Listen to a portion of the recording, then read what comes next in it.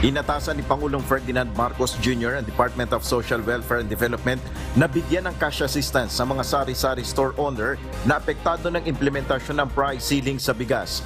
Ayon kay Presidential Communications Office Secretary Cheloy Garafil, batay sa update ng DSWD, magsisimula silang mamahagi ng tulong mula September 25 hanggang 29. Ang Department of Trade and Industry ang siyang tutukoy kung sino-sino ang mga bibigyan ng ayuda. Inaprubahan ni Pangulong Marcos ang implementasyon ng mandated 41 pesos price ceiling sa regular milled rice at 45 pesos price cap sa well milled rice sa bisa ng Executive Order No. 39. Pero sa isang media interview sa Iriga City noong Sabado, nagbigay ng pahiwatig si Pangulong Marcos sa posibilidad na i-lift ang price cap pagkatapos ng harvest season dahil na rin sa inaasahang pagbaba ng presyo ng bigas sa merkado.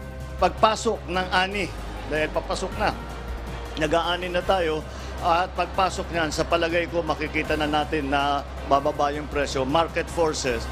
Baka kung yung merkado mismo ang bumababa ng presyo, pwede na nating bawasan yung mga control na linagay natin. Samantala sa kaparehong panayam, nilinaw naman ni Pangulong Marcos na walang ipatutupad na fishing ban ng bansa. Hindi fishing ban ang pinag-usapan ko. Ang sinasabi ko, kung saan yung breeding area ng isda, huwag tayong maging isda doon para dumami yung isda. Pero walang fishing ban. Hindi naman walang hanap buhay ng tao.